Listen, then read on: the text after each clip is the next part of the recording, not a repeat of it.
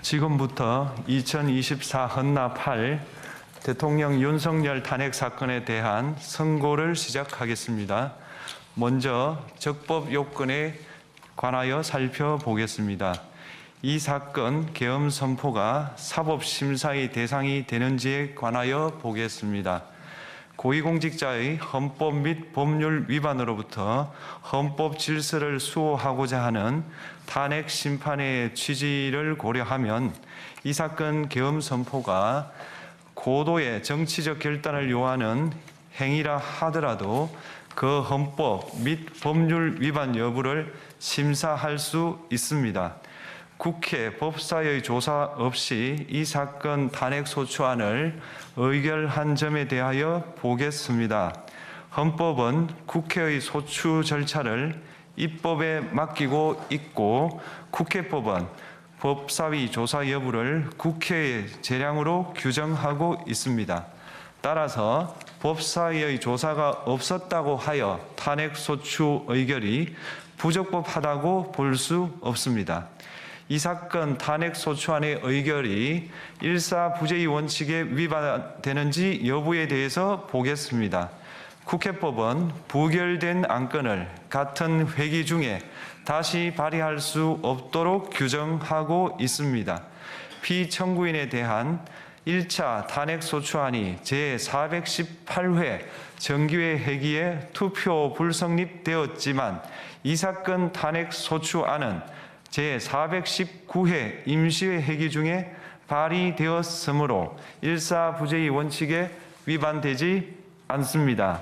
한편 이에 대해서는 다른 회기에도 탄핵 소추안의 발의 횟수를 제한하는 입법이 필요하다는 재판관 정형식의 보충 의견이 있습니다.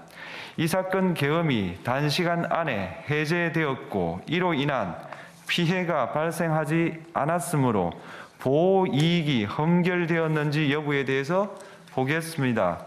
이 사건 계엄이 해제되었다고 하더라도 이 사건 계엄으로 인하여 이 사건 탄핵 사유는 이미 발생하였으므로 심판의 이익이 부정된다고 볼 수 없습니다. 소추 의결서에서 내란죄 등 형법 위반 행위로 구성하였던 것을 탄핵 심판 청구 이후에 헌법 위반 행위로 포섭하여 주장한 점에 대하여 보겠습니다.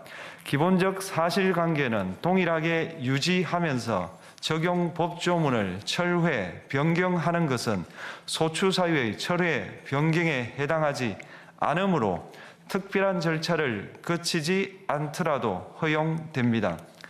피청구인은 소추 사유에 내란죄 관련 부분이 없었다면 의결 정족수를 충족하지 못하였을 것이라고 주장하지만 이는 가정적 주장에 불과하며 객관적으로 뒷받침할 만한 근거도 없습니다.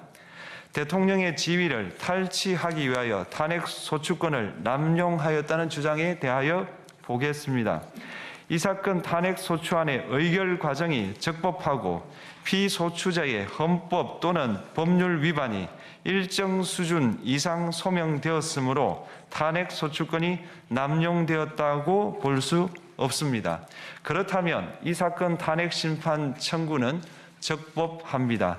한편 증거법칙과 관련하여 탄핵 심판 절차에서 형사소송법상 전문 법칙을 완화하여 적용할 수 있다는 재판관 이미선, 김형두의 보충 의견과 탄핵 심판 절차에서 앞으로는 전문 법칙을 보다 엄격하게 적용할 필요가 있다는 재판관 김복형, 조한창의 보충 의견이 있습니다. 다음으로 피청구인이 직무집행에 있어 헌법이나 법률을 위반하였는지 피청구인의 법 위반 행위가 피청구인을 파면할 만큼 중대한 것인지에 관하여 살펴보겠습니다. 우선 소추 사유별로 살펴보겠습니다. 1. 이 사건 계엄 선포에 관하여 보겠습니다. 헌법 및 계엄법에 따르면 비상계엄 선포의 실체적 요건 중 하나는 전시, 사변 또는 이에 준하는 국가 비상사태로 저가 교전 상태에 있거나 사회 질서가 극도로 교란되어 행정 및 사법 기능의 수행이 현저히 곤란한 상황이 현실적으로 발생하여야 한다는 것입니다. 피청구인은 야당이 다수 의석을 차지한 국회의 이례적인 탄핵소추 추진, 일방적인 입법권 행사 및 예산 삭감 시도 등의 전횡으로 인하여 위와 같은 중대한 위기사항이 발생하였다고 주장합니다. 피청구인의 취임 후 이 사건 계엄 선포 전까지 국회는 행안부 장관, 검사, 방통위위원장, 감사원장 등에 대하여 총 22건의 탄핵소추안을 발의하였습니다. 이는 국회가 탄핵소추 사유의 위법성에 대해 숙고하지 않은 채 법 위반의 의혹에만 근거하여 탄핵심판 제도를 정부에 대한 정치적 압박 수단으로 이용하였다는 우려를 낳았습니다. 그러나 이 사건 계엄 선포 당시에는 검사 1인 및 방통위 위원장에 대한 탄핵 심판 절차만이 진행 중이었습니다. 피청구인이 야당이 일방적으로 통과시켜 문제가 있다고 주장하는 법률안들은 피청구인이 제의를 요구하거나 공포를 보류하여 그 효력이 발생되지 않은 상태였습니다. 2025년도 예산안은 2024년 예산을 집행하고 있었던 이 사건 계엄 선포 당시 상황에 어떠한 영향을 미칠 수 없고 위 예산안에 대하여 국회 예결특위의 의결이 있었을 뿐 본회의의 의결이 있었던 것도 아닙니다. 따라서 국회의 탄핵소추, 입법, 예산안 심의 등의 권한 행사가 이 사건 계엄 선포 당시 중대한 위기 상황을 현실적으로 발생시켰다고 볼 수 없습니다. 국회의 권한 행사가 위법, 부당하더라도 헌법재판소의 탄핵 심판, 피청구인의 법률안 제의 요구 등 평상시 권력 행사 방법으로 대처할 수 있으므로 국가 긴급권의 행사를 정당화할 수 없습니다. 피청구인은 부정선거 의혹을 해소하기 위하여 이 사건 계엄을 선포하였다고도 주장합니다. 그러나 어떠한 의혹이 있다는 것만으로 중대한 위기 상황이 현실적으로 발생하였다고 볼 수는 없습니다. 또한 중앙선관위는 제22대 국회의원 선거 전에 보안 취약점에 대하여 대부분 조치하였다고 발표하였으며 사전, 우편, 투표함, 보관장소, CCTV 영상을 24시간 공개하고 개표 과정에 수검표 제도를 도입하는 등의 대책을 마련하였다는 점에서도 피청구인의 주장은 타당하다고 볼 수 없습니다. 결국 피청구인이 주장하는 사정을 모두 고려하더라도 피청구인의 판단을 객관적으로 정당화할 수 있을 정도의 위기 상황이 이 사건 계엄 선포 당시 존재하였다고 볼 수 없습니다. 헌법과 계엄법은 비상계엄 선포의 실체적 요건으로 병력으로서 군사상의 필요에 응하거나 공공의 안녕 질서를 유지할 필요와 목적이 있을 것을 요구하고 있습니다. 그런데 피청구인이 주장하는 국회의 권한 행사로 인한 국정마비 상태나 부정선거 의혹은 정치적, 제도적, 사법적 수단을 통하여 해결하여야 할 문제이지 병력을 동원하여 해결할 수 있는 것이 아닙니다. 피청구인은 이 사건 계엄이 야당의 전횡과 국정위기 상황을 국민에게 알리기 위한 경고성 계엄 또는 호소형 계엄이라고 주장하지만 이는 계엄법이 정한 계엄 선포의 목적이 아닙니다. 또한 피청구인은 계엄 선포에 그치지 아니하고 군경을 동원하여 국회의 권한 행사를 방해하는 등의 헌법 및 법률 위반 행위로 나아갔으므로 경고성 또는 호소형 계엄이라는 피청구인의 주장을 받아들일 수 없습니다. 그렇다면 이 사건 계엄 선포는 비상계엄 선포의 실체적 요건을 위반한 것입니다. 다음으로 이 사건 계엄 선포가 절차적 요건을 준수하였는지에 관하여 보겠습니다. 계엄 선포 및 계엄 사령관 임명은 국무회의의 심의를 거쳐야 합니다.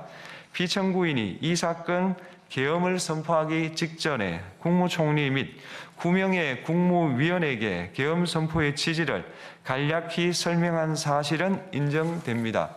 그러나 피청구인은 계엄사령관 등 이 사건 계엄의 구체적인 내용을 설명하지 않았고 다른 구성원들에게 의견을 진술할 기회를 부여하지 않은 점을 고려하면 이 사건 계엄 선포에 관한 심의가 이루어졌다고 보기도 어렵습니다. 그 외에도 피청구인은 국무총리와 관계 국무위원이 비상계엄 선포문에 부서하지 않았음에도 이 사건 계엄을 선포하였고 그 시행 일시, 시행 지역 및 계엄사령관을 공고하지 않았으며 지체 없이 국회에 통고하지도 않았으므로 헌법 및 계엄법이 정한 비상계엄 선포의 절차적 요건을 위반하였습니다. 2. 국회에 대한 군경 투입에 관하여 보겠습니다. 피청구인은 국방부 장관에게 국회에 군대를 투입할 것을 지시하였습니다. 이에 군인들은 헬기 등을 이용하여 국회 경내로 진입하였고 일부는 유리창을 깨고 본관 내부로 들어가기도 하였습니다. 피청구인은 육군 특수전 사령관 등에게 의결 정족수가 채워지지 않은 것 같으니 문을 부수고 들어가서 안에 있는 인원들을 끄집어내라는 등의 지시를 하였습니다. 또한 피청구인은 경찰청장에게 계엄사령관을 통하여 이 사건 포고령의 내용을 알려주고 직접 6차례 전화를 하기도 하였습니다. 이에 경찰청장은 국회 출입을 전면 차단하도록 하였습니다. 이로 인하여 국회로 모이고 있던 국회의원들 중 일부는 담장을 넘어가야 했거나 아예 들어가지 못하였습니다. 한편 국방부 장관은 필요시 체포할 목적으로 국군 방첩사령관에게 국회의장, 각 정당 대표 등 14명의 위치를 확인하라고 지시하였습니다. 피청구인은 국가정보원 1차장에게 전화하여 국군 방첩사령부를 지원하라고 하였고 국군 방첩사령관은 국가정보원 1차장에게 위 사람들에 대한 위치 확인을 요청하였습니다. 이와 같이 피청구인은 군경을 투입하여 국회의원의 국회 출입을 통제하는 한편 이들을 끌어내라고 지시함으로써 국회의 권한 행사를 방해하였으므로 국회에 계엄 해제 요구권을 부여한 헌법 조항을 위반하였고 국회의원의 심의 표결권, 불체포 특권을 침해하였습니다. 또한 각 정당의 대표 등에 대한 위치 확인 시도에 관여함으로써 정당 활동의 자유를 침해하였습니다.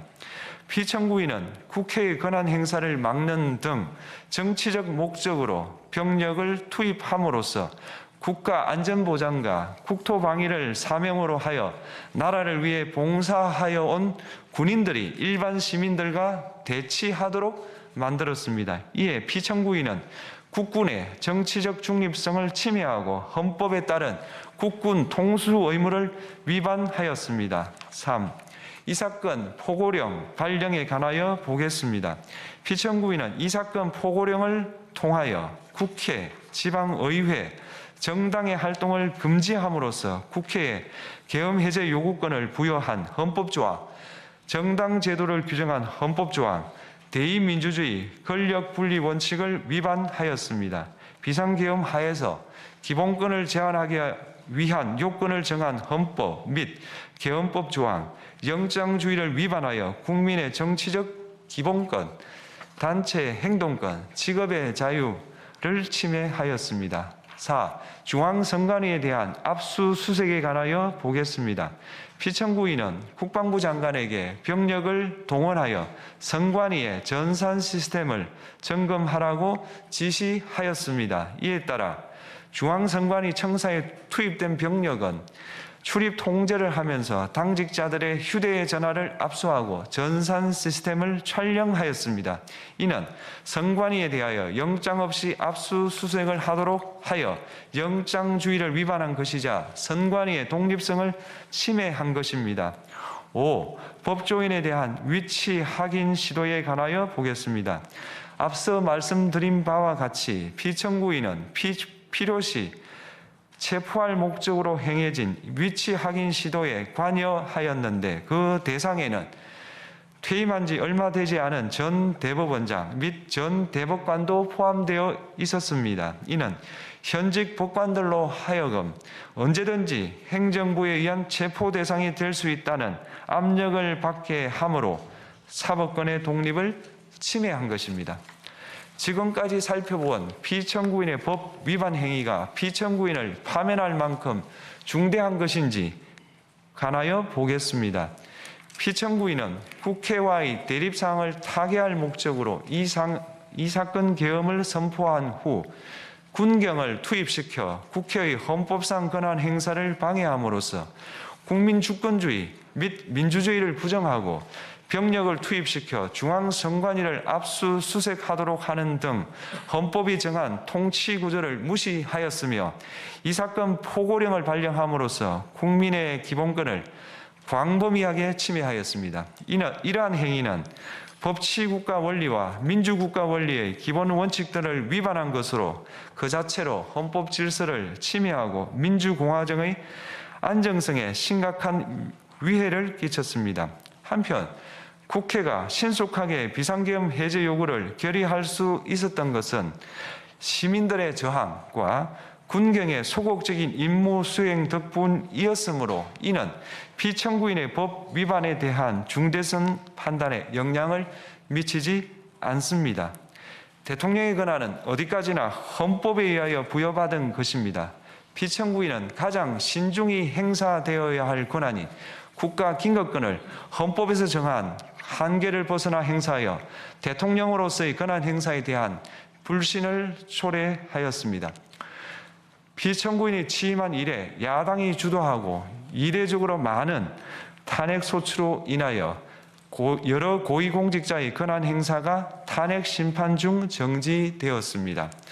2025년도 예산안에 관하여 헌정사상 최초로 국회 예산결산특별위원회에서 정액 없이 감액에 대해서만 야당 단독으로 의결하였습니다.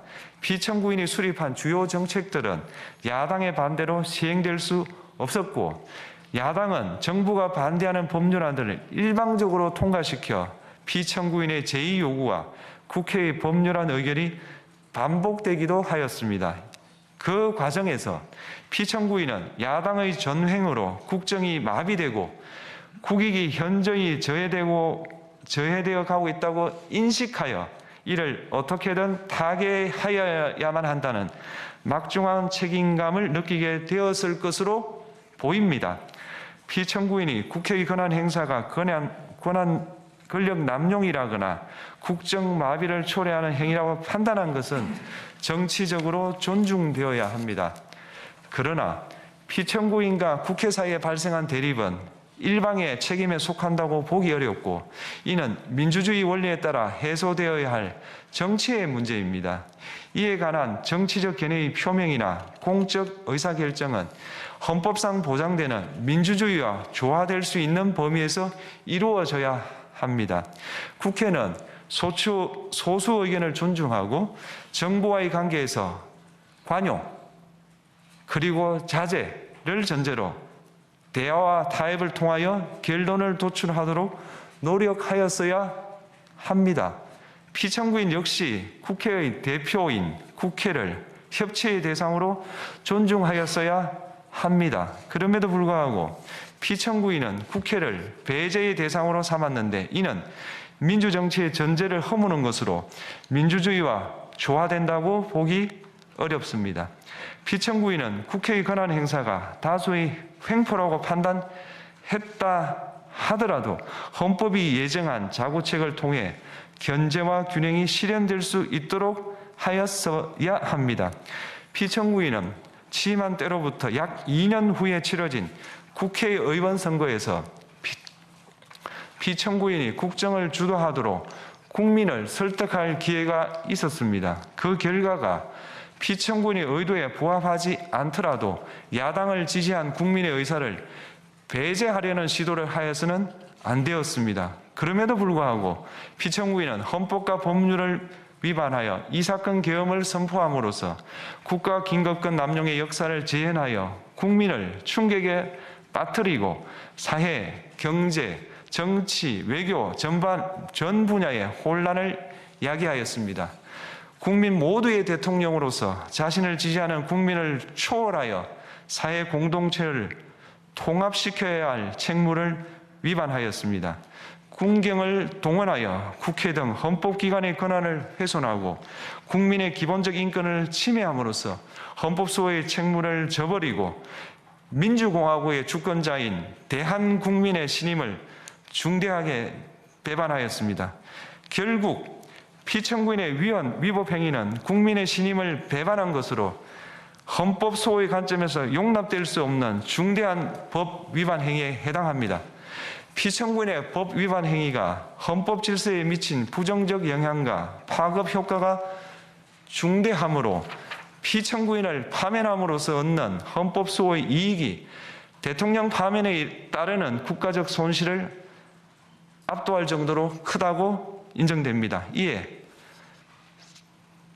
재판관 전원의 일치된 의견으로 주문을 선고합니다. 탄핵 사건이므로 선고 시각을 확인하겠습니다.